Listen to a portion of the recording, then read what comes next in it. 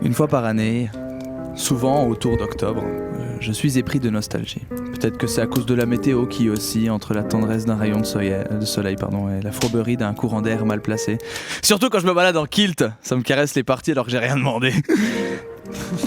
Et chaque année, souvent autour d'octobre, j'essaye de me remémorer toutes les choses qui, durant mon enfance et mon adolescence, m'ont façonné, moulé, fait devenir ce que je suis. Et je parle pas de poterie, hein. Parce qu'en poterie on façonne des trucs mais pas les êtres humains, ce serait tellement absurde. Non, je veux parler de cet espace-temps où nous avons quitté le premier millénaire pour entamer un 21e siècle plein de promesses, de voitures volantes et de mecs avec des cheveux bleus et les yeux jaunes.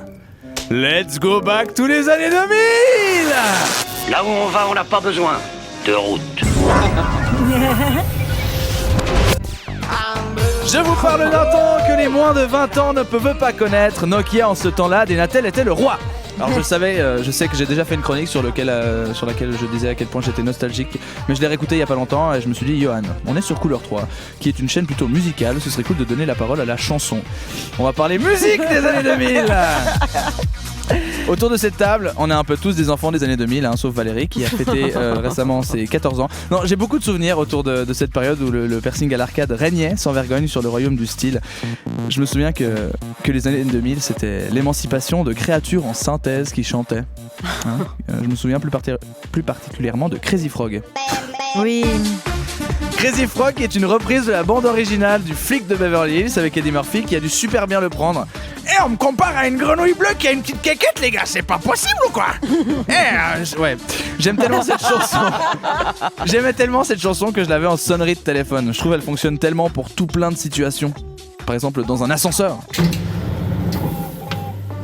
Bonjour. Bonjour. Ça se couvre? Ouais. À un enterrement. Et Johan souhaitait passer sa chanson préférée lors de ses funérailles. Et nous l'avons accepté. C'est toujours les meilleurs qui partent trop tôt. Ouais, je vous avoue que quand j'avais 10 ans, je trouvais bizarre de faire chanter des personnages de synthèse comme ça, mais avec du recul, je me dis que c'était bien joué. Parce que c'était tellement nul que maintenant on peut blâmer qu'une grenouille bleue. Et puis va trouver le numéro d'une grenouille bleue dans le bottin téléphonique, ça va pas, nom de Joe. Non, ce que j'ai trouvé beau dans les années 2000, c'est que la musique allait passer encore plus de temps avec nous, ce que ça se numérisait gentiment. Donc le Walkman nous donnait ses derniers concerts sur route, quand papa passait sur un chemin qui... Bon, et du coup, il fallait vraiment s'accrocher. Moi j'avais un MP3, c'est-à-dire une clé USB avec un collier, et quand j'étais triste, j'écoutais ça. Quand j'étais heureux, j'écoutais ça. Quand je voulais déprimer un peu, mais que globalement je me sentais assez bien, j'écoutais ça. Ça te donne... On a beau critiquer cette période musicale comme étant la pire période de l'histoire de la musique. Mais sachez que même si j'ai peut-être été bercé à la merde, parce que oui, on est d'accord, Nickelback c'était quand même bien de la merde, ça reste quand même mes souvenirs et ce que je retiens de mon adolescence. Oui, on avait les oreilles qui saignaient, oui, on allait voir Laurie en concert, mais aujourd'hui, on est heureux, c'est parce qu'elle était là, notre meilleure amie.